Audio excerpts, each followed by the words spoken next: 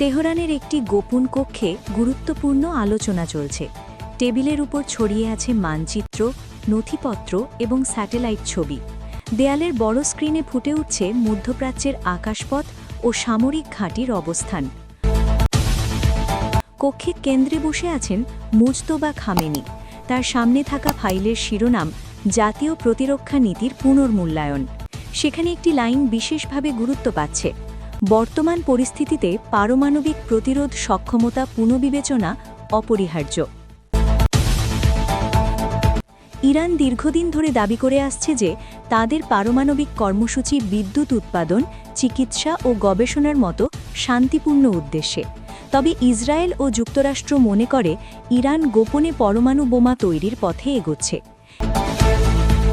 ইরানের সর্বোচ্চ নেতা আয়াতুল্লাহ আলী খামেনি বহু বছর আগে একটি ফতোয়া দিয়েছিলেন যে পারমাণবিক অস্ত্র তৈরি ও ব্যবহার ইসলামে নিষিদ্ধ। এই ফতোয়া এতদিন ইরানের পারমাণবিক নীতির মূল ভিত্তি ছিল। বিগত এক বছরে ইরানের বেশ কিছু সামরিক ও গবেষণা কেন্দ্রে হামলা হয়েছে। এই পরিস্থিতিতে ইরানের নিরাপত্তা কাঠামো নিয়ে প্রশ্ন উঠেছে।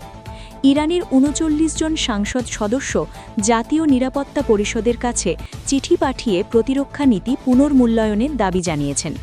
তাদের মতে ইসরায়েলি হামলা ও বহিঃশত্রুর হুমকি মোকাবিলায় পারমাণবিক সক্ষমতা অর্জনই হতে পারে সবচেয়ে কার্যকর প্রতিরোধ। একসময় পারমাণবিক অস্ত্র নিয়ে ইরানে গোপনীয়তা বজায় রাখা হতো, কিন্তু এখন রাষ্ট্রীয় টেলিভিশনে বিশ্লেষকরা এ নিয়ে প্রকাশ্য আলোচনা করছেন। এটি জনগণকে একটি বড় সিদ্ধান্তের জন্য মানসিকভাবে প্রস্তুত করার প্রক্রিয়া হিসেবে দেখা হচ্ছে। প্রশ্ন উঠেছে, খামেনির ফতোয়া কি তবে বদলে যাবে? বিশ্লেষকরা বলছেন, যদি রাষ্ট্রের অস্তিত্ব হুমকির মুখে পড়ে তবে আত্মরক্ষার স্বার্থে এই নীতি পরিবর্তন হতে পারে। মুজতবা খামেনির সামনে এখন বড় চ্যালেঞ্জ: পুরানো নীতি ধরে রাখা নাকি বর্তমান বাস্তবতায় নতুন কৌশল গ্রহণ করা। খবর পাওয়া গেছে যে ইরানের ইউরেনিয়াম সমৃদ্ধকরণের মাত্রা ৮০% কাছাকাছি পৌঁছেছে। সামরিক বিশ্লেষকদের মতে ৯০% বেশি সমৃদ্ধ ইউরেনিয়ামই হল অস্ত্র গ্রেড।